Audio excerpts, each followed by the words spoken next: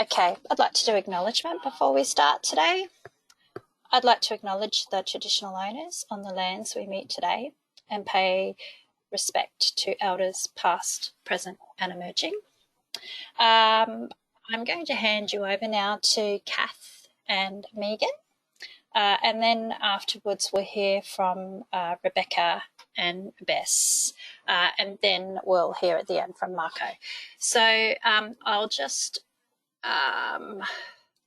take Kath off mute. Yes, you're all good to go. So welcome, Kath.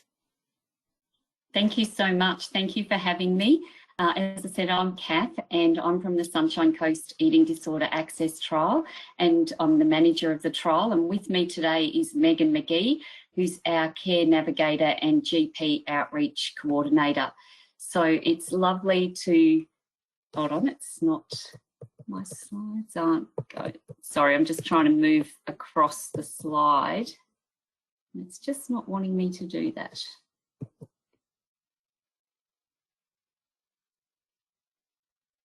bear with. Okay. We can see your mouse moving, Kath. Is it just? Yeah, no, it just. There we go. Yeah, it's not moving to the next slide. One second, I'll just, sorry about this. That's okay. Can you right click out of that presentation and bring it back up, maybe?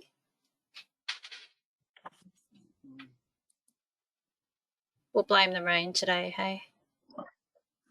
Oh, can you click next and see if you can get onto the next slide? Oh, yeah.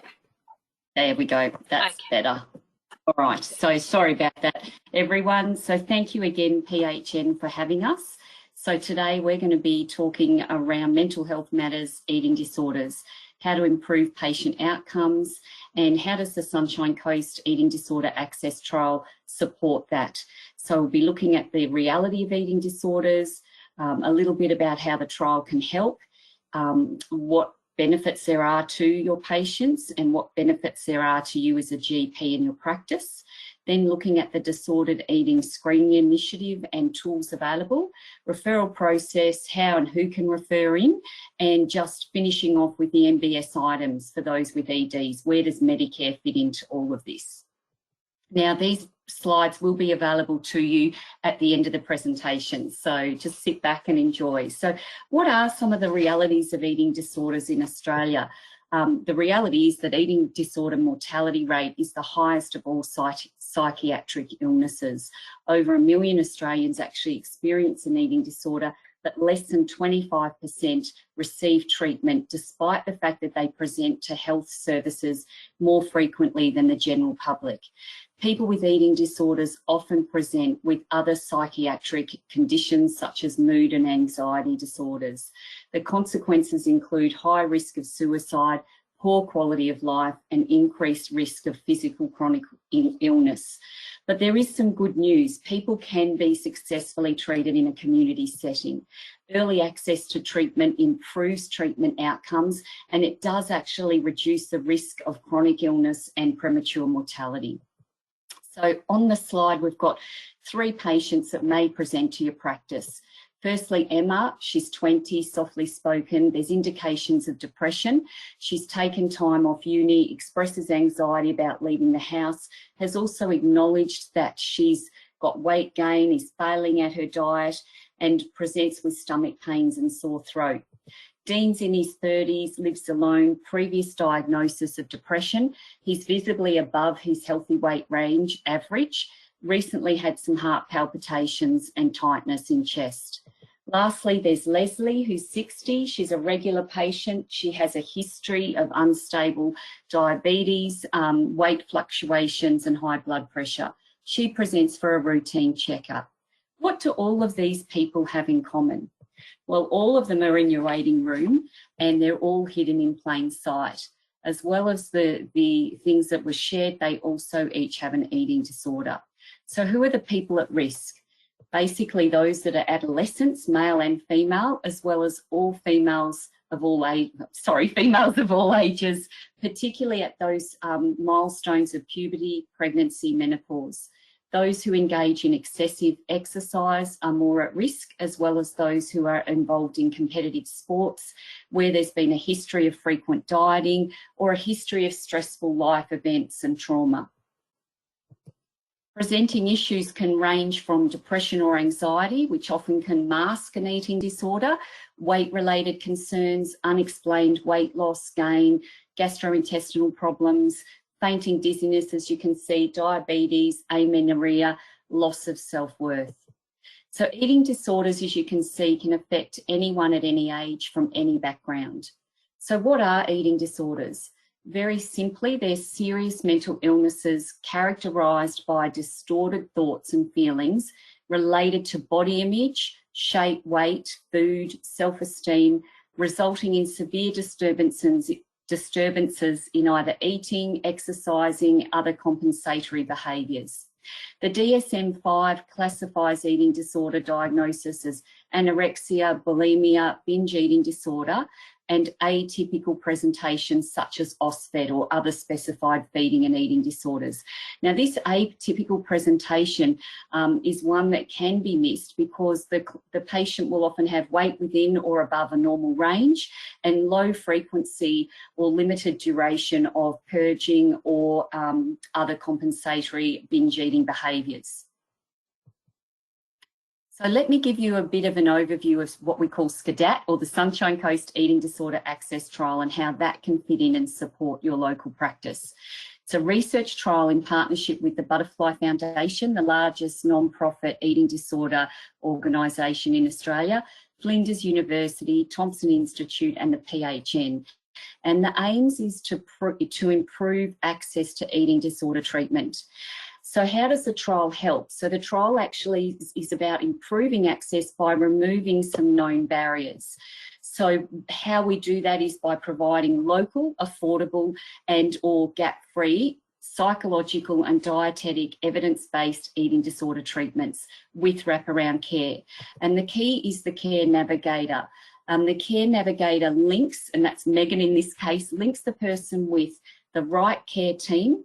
So that's the right psychologist, right dietitian, who comes alongside and is supportive of the GP. So the GP is not alone in caring for this patient with an eating disorder.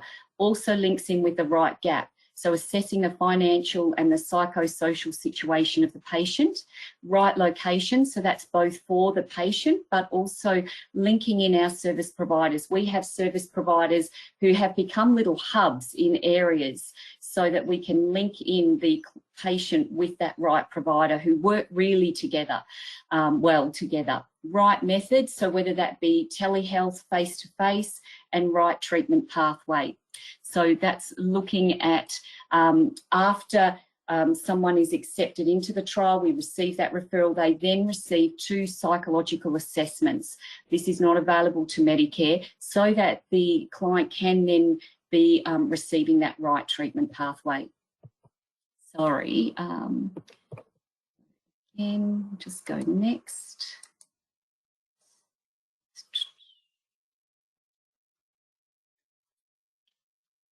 Okay, so which patients can the trial help? The benefits that for people who are living on the Sunshine Coast, age 14 years and over, seeking eating disorder treatment for the first time, or are in the early stages of eating disorder. That is, they might be less than 3 years, subclinical presentation. They could also be at risk of relapse, so they may have had a previous eating disorder treatment and there's no significant medical or psychiatric comorbidities and there's low risk to self-harm. They can also be people who are identified as only having disordered eating and not actually an eating disorder, which I'll go into that in a moment, and or ineligible for the MBS ED plan. That is the new Medicare items that came in November 2019. So how can the trial help you as a GP? The GP benefits are, there's a financial benefit. GPs are paid $117.50 for 1 case consult for every person accepted into the trial. Allied Health are also rebated for 6 case consults each. The GP can also still use the GP team care and GP mental health planning under MBS as well. There's the multidisciplinary shared care and collaboration, so that real collaborative work. It's an easy referral pathway, and we also will provide that free disordered eating screening tools to easily identify those at risk and improve early access to evidence-based treatment. So what is disordered eating? So disordered eating is a disturbed and unhealthy eating pattern. It can include restrictive dieting, compulsive eating, or even skipping meals. So over on the left, you see the slide there, healthy eating habits, healthy weight range, height, body type, body acceptance. Then we have disordered eating in the middle, which, as I said, can be compulsive overeating, fasting, unhealthy dietary restriction, yo-yo dieting, laxative misuse, weight, shape, and food preoccupation. Disordered eating may lead then to more serious consequences such as eating disorders, malnutrition, and a whole lot of other health complications and issues. Research shows that people in the early stages of developing an eating disorder rarely volunteer information on eating behaviours to their health teams. So this makes early identification really challenging. Disordered Eating Screening Initiative was set up so that it can be a consistent tool to help standardise questions to patients, improve patient outcomes for prevention and chronic care management, and also interrupt that cycle of illness through early detection and intervention. So what is this screening tool that we're talking about, or that I've been alluding to?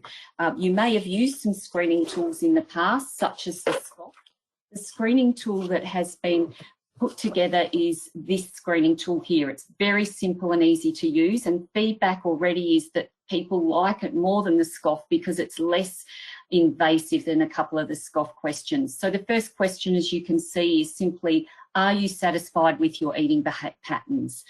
After a no, then the patient continues on, and this tool can be used in your practice with the practice nurses or in the waiting room. We've actually got a tick sheet, so it's very, very easy, or also in with you as the GP that's seeing the patient. So do you worry that you've lost control over how much you eat? Do you often feel the desire to eat when you're emotionally upset or stressed? Do you make yourself sick when you feel uncomfortably full or out of control, or to control your weight? Are you often preoccupied with a desire to be thinner? Do you ever eat in secret? Have you or any family member suffered from an eating disorder? So if the patient ticks or answers yes to 2 or more of those questions, then further investigation for disordered eating is warranted.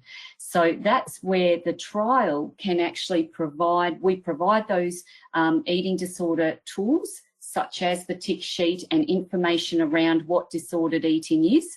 And then we will provide the pathway for which you can actually refer someone into the trial. So what that looks like is an initial assessment. So once you've referred in and we've accepted that referral, then your patient will be provided 2 psychological assessments to determine treatment pathway and plan.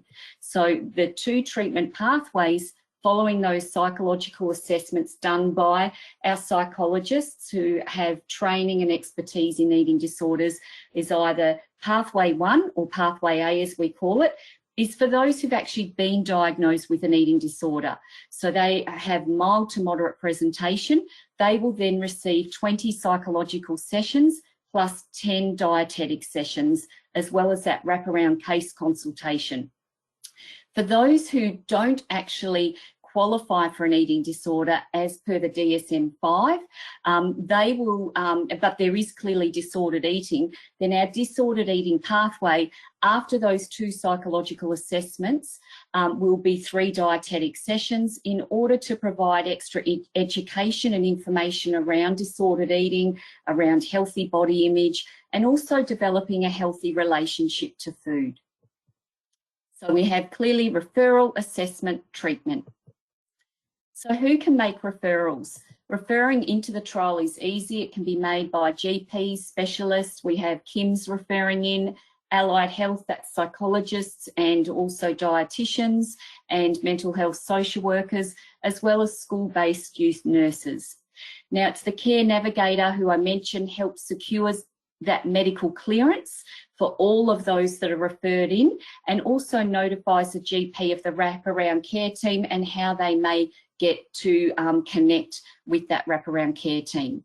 Submitting referrals, you can complete referral forms. We can make those available, as well as you can go to the PHN website, send them via secure eFax or to the secure SCEDAT email. So where does Medicare fit into this? What I want to do now for the last couple of minutes is just share a comparison with MBS and SCEDAT. And I know there was a question that did come through. How does a patient qualify for an eating disorder plan? So an EDP, that's the eating disorder plan through Medicare, that came into being back in November 2019. So these are for people with serious and complex presentations. As you can see on the slide, diagnosis of anorexia nervosa or binge eating disorder, bulimia nervosa or OSFED, plus those with the BNVED or OSFED must also have a global EDQ score of over 3, rapid weight loss, binge eating, compensatory behaviours such as purging or laxative use or diuretic use or over-exercising 3 times a week or more. They also must have 2 or more indicators of whether it's underweight, body weight of less than 85%, current high-risk medical complications, or serious comorbid medical or psychiatric conditions. They also can have had an overnight inpatient admission in the last 12 months and an inadequate treatment response to evidence-based treatment over the last 6 months.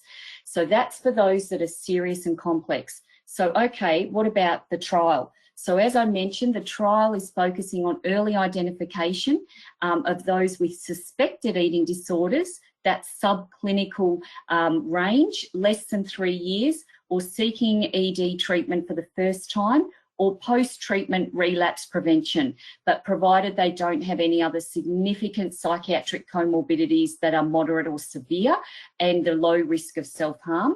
Or the fourth way is if you've answered yes to 2 or more of those disordered eating screening tool questions, then that's a perfect fit to come in under the trial.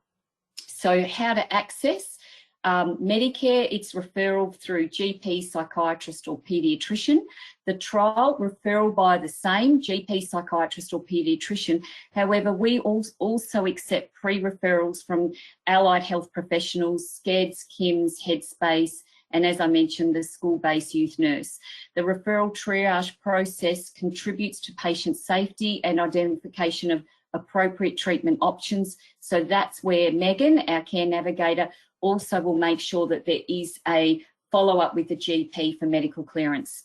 So looking at review and treatment progression, the big differences between the trial and the MBS is that with the MBS EDP, the patient must have a psychiatrist session after session 20 or before or at session 20. They must see a psychiatrist to be able to secure a further 10 sessions.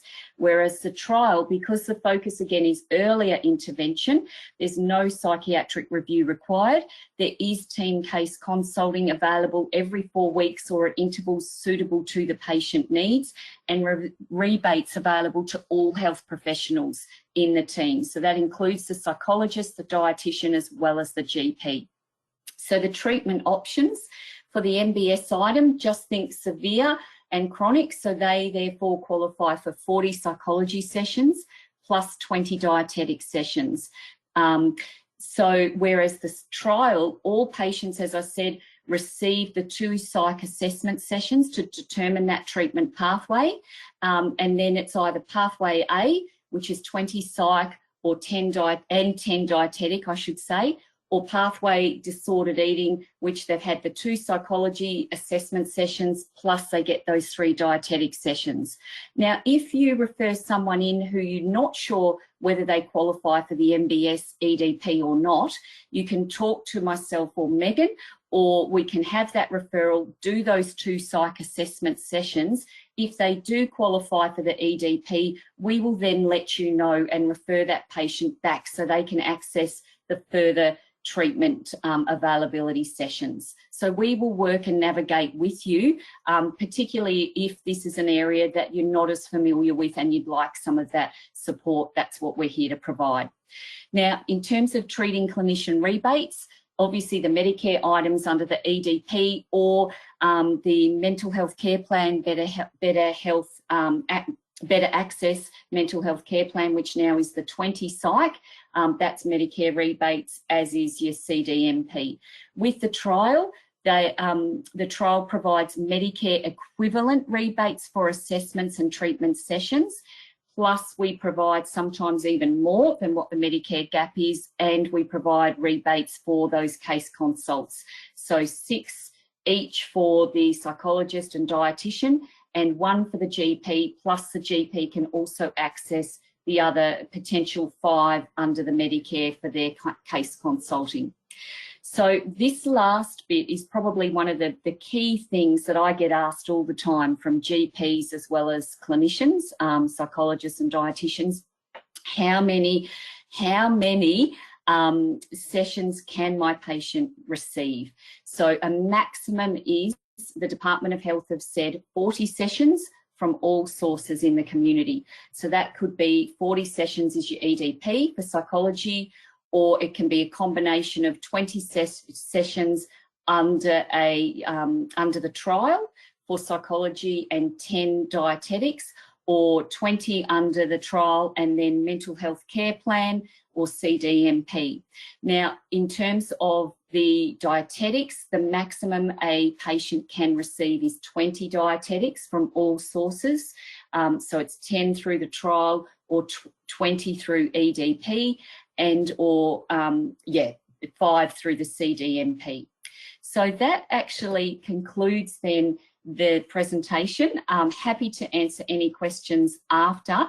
I'm just going to hand it back now to Amber to take us through stepped care. Thanks, Kath. That was fantastic. Thank you so much. Now I am just going to hand over to Beck and Bess from PHN.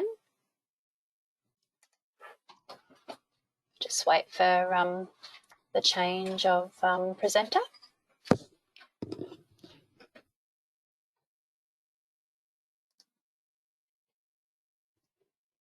Hey Amber, can you see our screen?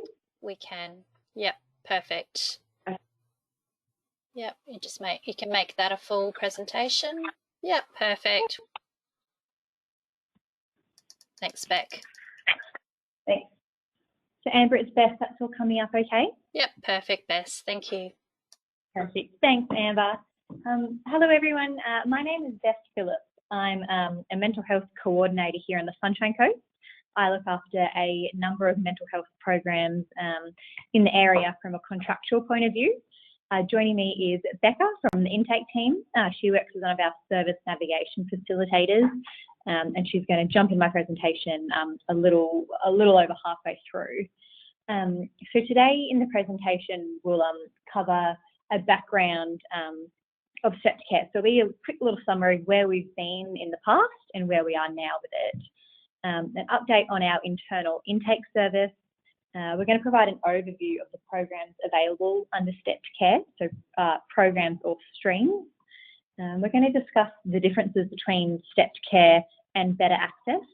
And then Becca's going to jump in and walk you through how to complete a referral form for stepped care and what to expect from the referral process as a whole.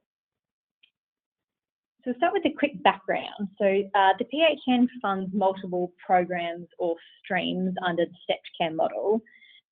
Stepped care itself refers to a hierarchy of programs, and they range in intensity and type of care.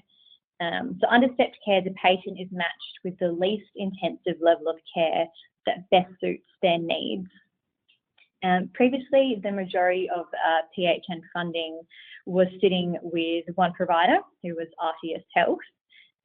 Having just one provider with the majority of our funding meant that they could provide a one-stop shop of sorts for mental health services, and patients could be stepped up or stepped down to different streams of care as their needs changed.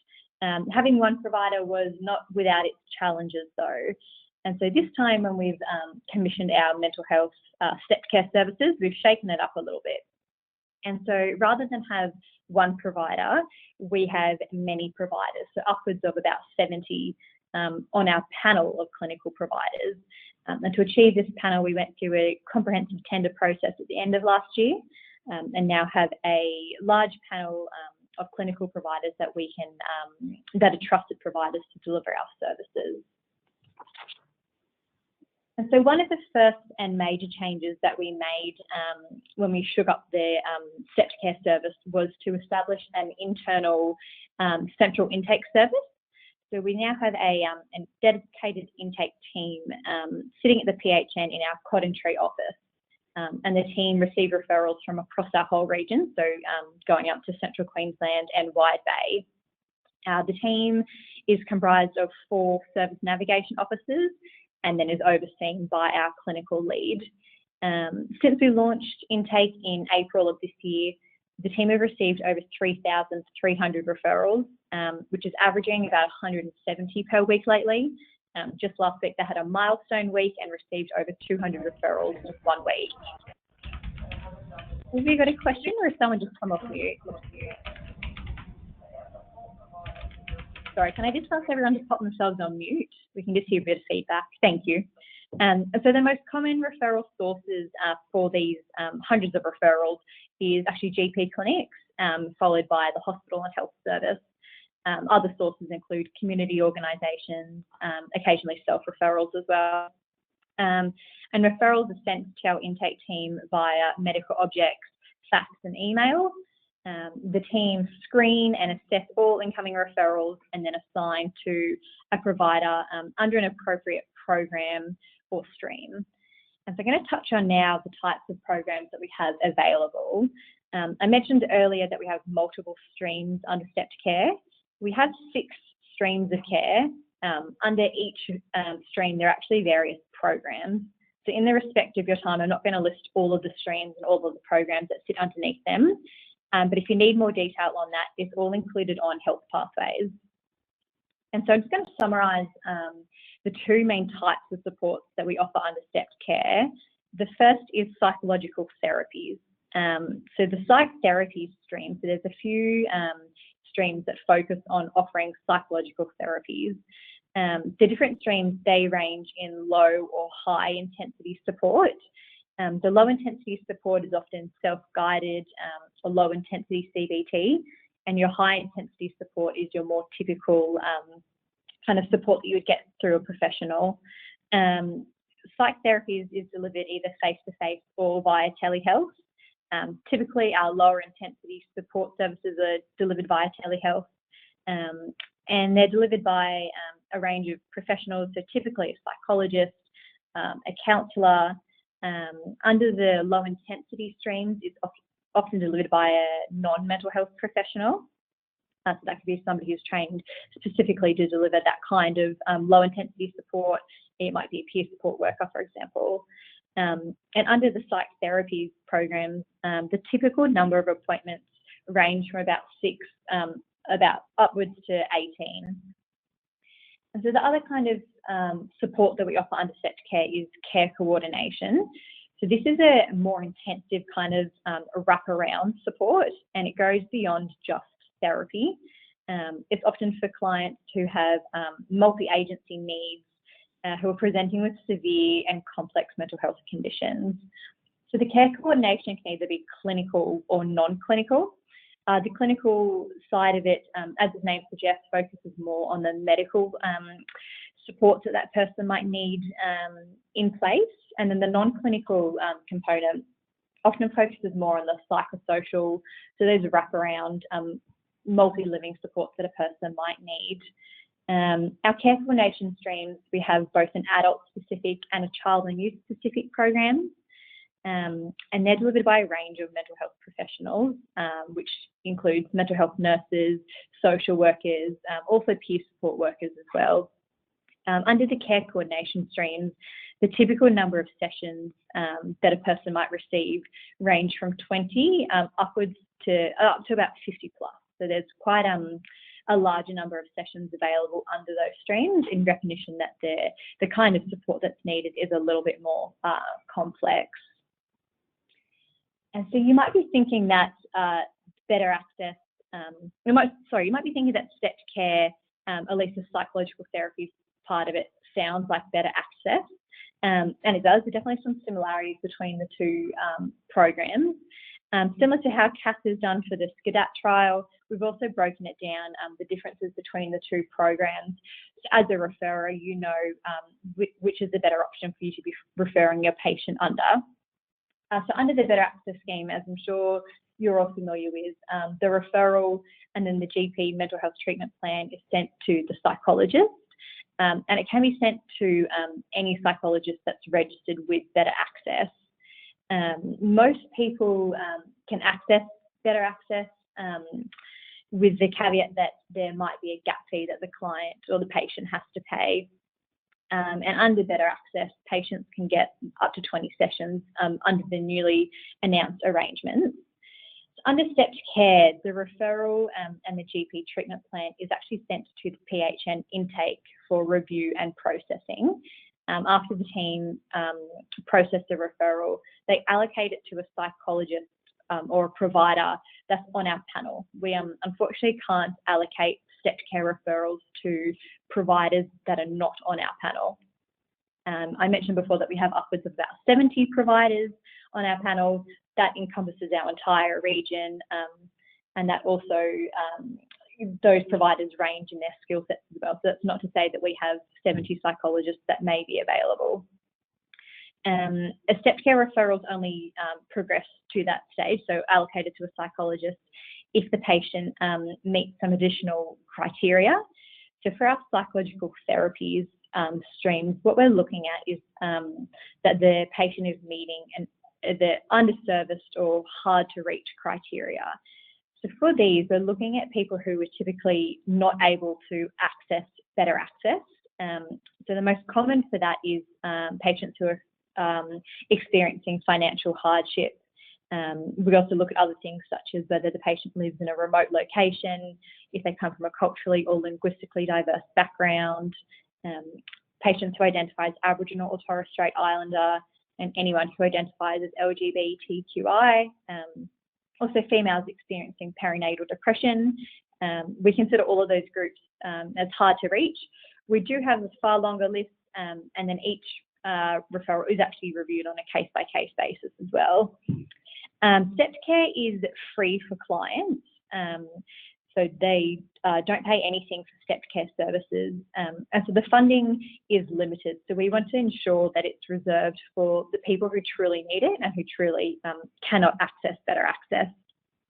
And under stepped care, the patient will get 6 sessions initially with their mental health professional, another 6 if requested by the psychologist or the counsellor and approved by the GP, and potentially up to 18 sessions. So you can see there are similarities with Better Access, and there's also some differences as well.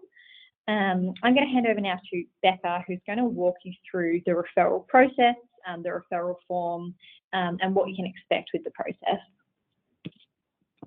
Perfect. Thank you so much, Beth. So now that you have an understanding of the background of stepped care and who may or may not be eligible for the service, we thought it would be really helpful to just walk you through how do you get to the referral form, starting with the website, and then just some things that we're looking for whenever we receive the documentation to be able to determine whether the individual is eligible for stepped care. So this is just a screenshot of our referral form, and I'm going to take you through our website so that you can have an idea of how to get to the referral form if needed and how to potentially upload the referral form into your medical practice software. Oops. So let's see. Bear with me. I'm going to open up the web page to our templates and forms page. So here is the main page of our web page. So if you go to Health Professional, then the first option when you drop down is Templates. So we'll click on that. And when we get to the templates and forms page, there's quite a lot of templates and forms available for GPs. They're also categorized in different sections. So we have all of our statewide and national forms, and then they're categorized by geographical location. It's also important to note that on the right, we have some instructions for how to download the referral forms into your software. So those can be really handy. But I'll go down to Sunshine Coast, and I'm just going to click on the PDF Word version. So as I said, there's a few programs available. So you'd be looking for stepped care mental health services whenever you're searching for our referral form on the web page. When you click on that one, it takes you to the referral form. And this is, like I said, just a PDF template of it to give you an idea. Of course, there's our fax number and our email. So those would be best ways to get the referral form to us, as well as medical objects. So the PHM referral form for step care is really straightforward. It's 2 pages. It should be quite user-friendly. We've got the referral details, of course, at the top, and then client information, which is really helpful. It's important to note that we ask that you tick whether the client has consented to the referral. We are unable to process the referral if the client has not consented, and that just helps communicate to us that they are aware of the referral and would like it to be processed on our end. The demographic information really gives us an idea, as Beth was speaking to earlier, about whether the individual does meet our eligibility criteria. So this just helps us understand if they do fall under an underserviced or hard-to-reach group. We really ask that this is completed by the GP or the referrer to give us an understanding of where the individual is at. Then we have risk information listed. So this is if an individual has experienced any suicidal thoughts, or if there has been a past suicide attempt, or a risk of self-harm, harm to others, or an admission to hospital in the last 12 months, specifically for mental health. If any of these are ticked, it's really important that we receive additional information. So I'll speak to it in a moment about things that do require frequent follow-up from the intake team. But it's just helpful if we have an idea of what type of risk, if it's historical, if it's current, so we know how to triage it best. I'm just going to go back to the present. So that's the referral form and how you can get to it from our website. So next is what to expect. When we receive the referrals via medical objects, fax, and email. Within 1 business day, one of the 4 service navigation officers will have completed just an initial review of the referral, and that's just to assess for risk. We'll see if any of the risk information is indicated on the referral, and then we'll triage accordingly so that we can process any referrals with risk indicated sooner, and then without risk indicated, we just add them to a queue for processing. Within 1 to 3 business days, we will process the referral into our client information management system. So once the service navigation facilitator is viewing the referral, this is when we're uploading it into our client information management system, and when we're doing a real thorough assessment of the individual and their needs. So we'll look at the referral, we'll look at all of the information provided by the GP. So if there's any information around, a specialty area for a psychologist or a social worker that you think would be helpful to link the individual with, of course, any, geographical location, and just looking at our panel and doing that overall assessment of what could best help this individual. We will contact the patient at this time if required. We don't always contact the patient, but sometimes we find that it is really helpful to get a better understanding of, do they fully understand, what's offered through stepped care, the program, any preferential, whether it's a female or male clinician, or whether they're comfortable with telehealth, things like that. We will contact if required, but like I said, not always. If we're given adequate information, we don't have to contact the patient. At this time, we will allocate to a provider. So there's kind of 2 situations that might occur. Hopefully, in ideal circumstances, we are able to allocate to a provider straight away. But given capacity, dependent on how long in that area, that individual in that what geographical location they're in. There could be an instance where they may need to be on a wait list. So if we are able to allocate to a provider straight away, we will send you an advisory letter to let you know of this. But we like for the provider to accept that referral before sending you an advisory letter. So sometimes we send a receipt of referral letter to let you know that we have received it, we've processed it, and we're in the triaging period to try and link them in with the provider. But as I said, once they are allocated a provider and that individual has accepted the referral, an advisory letter is sent to you to let you know. And within that advisory letter, we let you know which stream they have been linked in with, the provider, and their details. The provider will contact the individual directly to book that first appointment, and the first appointment is within 4 weeks. So we thought it would be helpful just to give you an idea of some things that we're often following up with on the intake team. Really, the benefit of this is just to let you know if we receive all the information that we're after, that we can process the referral as efficiently and quickly as possible. So we will be in touch with any clinics if we don't receive a PHN referral form. Primarily, this communicates the patient's consent to the referral, and it's also really important for us in gathering our data that's required from the Department of Health reporting requirements. Also, it's just, as I showed you before, it's 2-page, quick. It helps the intake team really understand what's going on in a quick and efficient way. The mental health care plan is also really important in linking the individual with support, and we will chase that up, and that's really helpful to also pass on to the clinician. So getting, historical information, more information than you may be able to add on the PHN referral form, and also give us an idea of goals and goals for treatment and such that you might have discussed with the individual.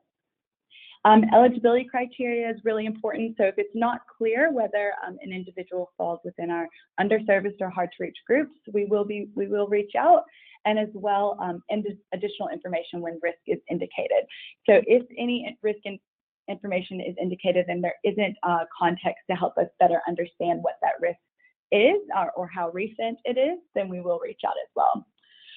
Finally, we do often receive queries about whether there are certain services that we can offer through STEP Care. So sometimes we'll receive referrals for psychiatric, linking in with a psychiatrist, or assessments, so assessments for the NDIS or assessments for autism, as well as court reports. And unfortunately, those don't follow under the services offered through STEP Care. It is just primarily care coordination and psychological therapies. And then finally, self-referrals. So I know the goal is to be open to self-referrals eventually, but at the moment, we are receiving so many referrals from GPs and the hospital and health systems that we do, whenever we receive any individuals either calling the PHN directly or presenting at an office, we just encourage them to go back to their GP to refer into the service. So those are just really helpful things. If we receive enough information to really understand what's going on for the individual, then we're able to process the referral really efficiently and link them in with support as soon as possible. So that is it for the STEP Care. And I believe Marco was going to speak about health pathways. Thanks, Becca. Thanks, Bess. That was great. Yeah, I'll just change presenter over to Marco. While I'm doing that, if anyone's got any questions, please feel free to unmute or to pop in the chat bar. The next one is actually... Okay, you can see Marco's screen. Which is... Okay, Marco, we might continue with your presentation and we'll just keep monitoring the chat bar. Thank you, Amber, and thank you, Kath, Beth, and Rebecca for your presentation. So yes, just to follow up on these 2 services that we've just taken this time to talk about, we thought of also highlighting the information that is being shared in Health Pathways. So as you know, many of you might be familiar with this online portal that provides access to local health information. And you can search for the Sunshine Coast and Gympie Health Pathways just through your normal search engine. And if you use these as keywords, then it should come up in your search results. And you should be brought to this sign-in page where you're asked to put your sign-in details.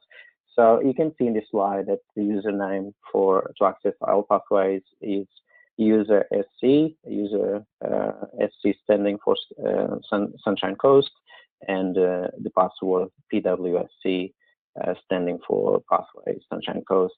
And this can be used by anyone in your organization for ease of access. So I'm just going to bring up the Health Pathways page. Once you sign in, you'll be brought, oops, not there. Once you sign in, you'll be brought to the Sunshine Coast homepage, which looks like this. As you can see, there is a lot of information, but the key thing is that my advice is that when you're looking for some particular service or health information, you use this search function here.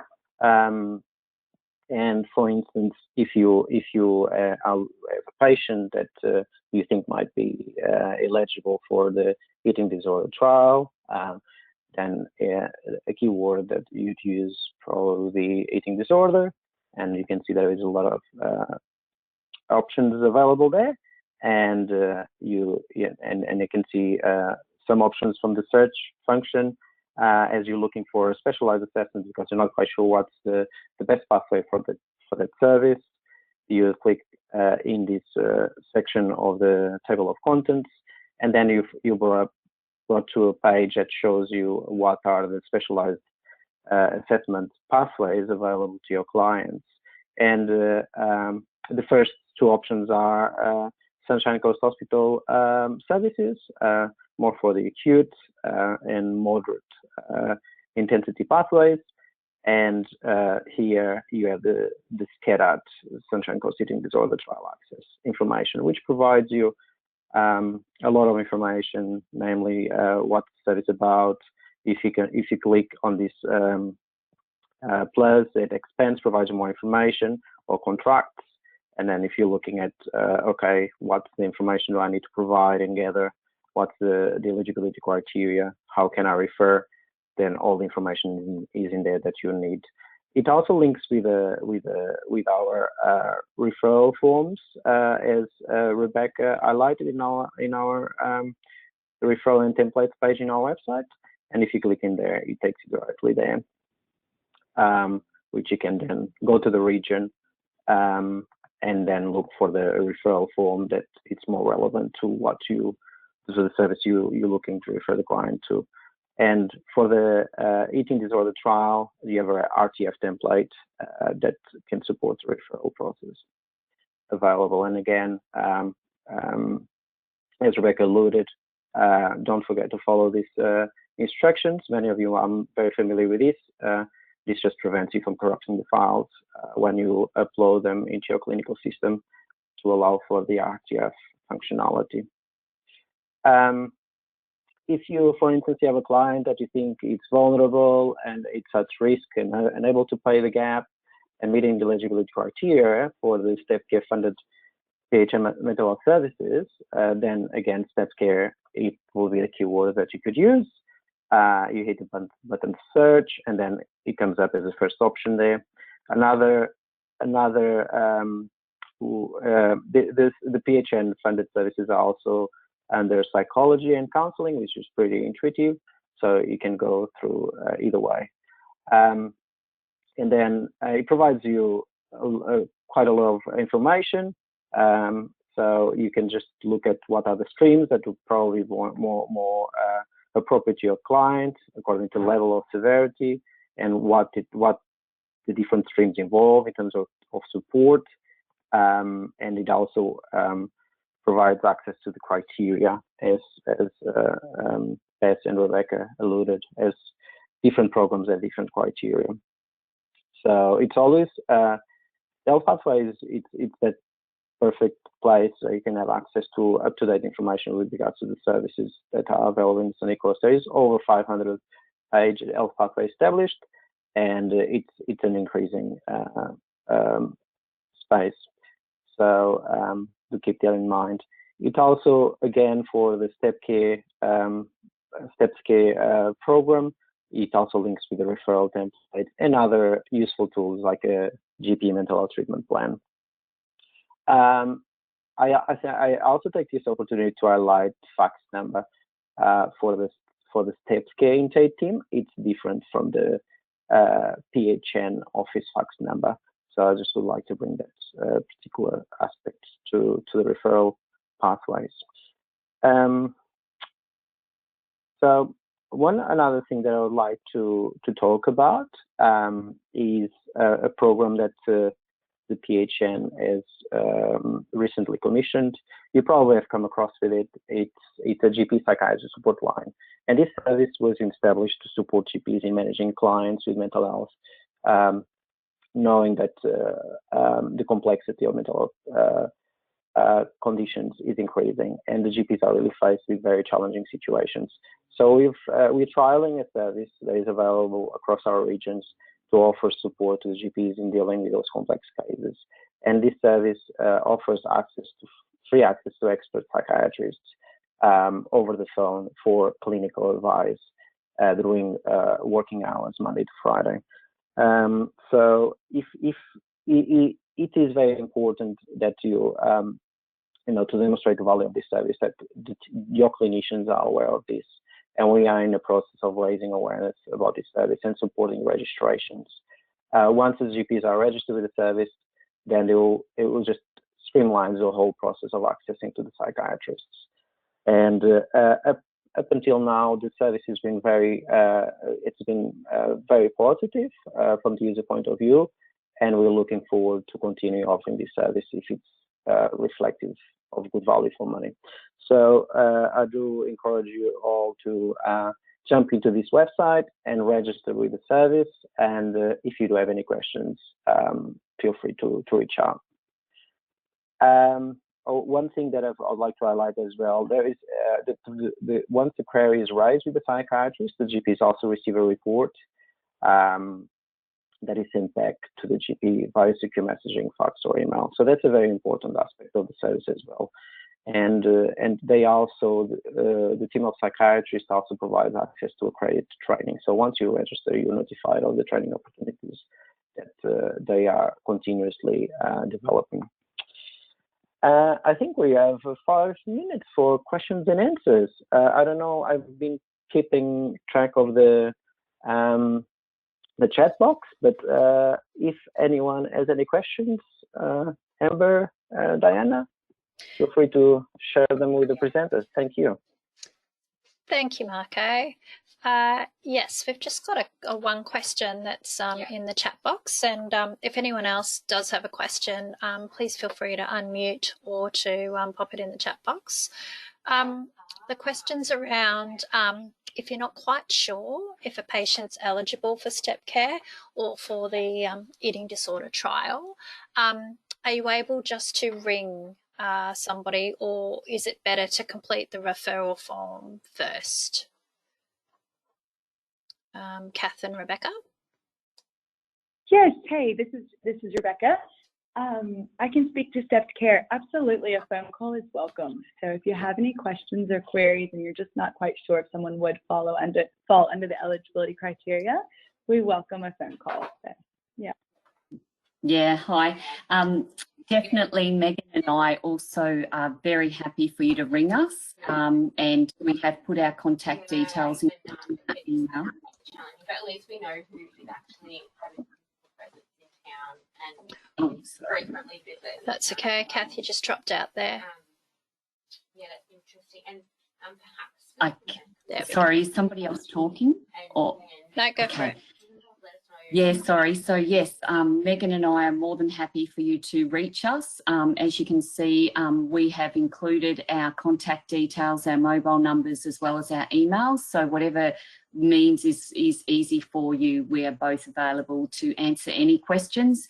And there's no silly question because there's so much to navigate, and that's part of our role, is to support you. And also just obviously everything that is shared is confidential, and we can then help you with the process. If the trial isn't the right fit, we can also help to link you in with where might be a more appropriate fit for your patient. So happy to answer any questions over the phone as well.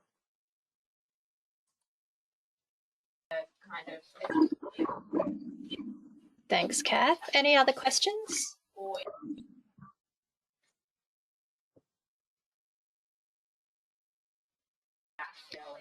No? Okay, Marco, over to you for wrap up. Well, I think we are just 2 minutes from 1:30, which is pretty good timing. I would like to thank you all, Kath, Rebecca, and Beth, for your wonderful presentations. I think it was all very informative to all of us, and so we'll be sharing the presentation with you once we receive the evaluation forms from all the attendees. We do encourage you guys to provide feedback around this. That's the way we can drive these sessions forward and make them relevant to your work. We would like also to thank you all that took the time to join us and take the time away from their busy schedules. I wish you all a wonderful day, and we are here to support you with any queries you may have. Thank you.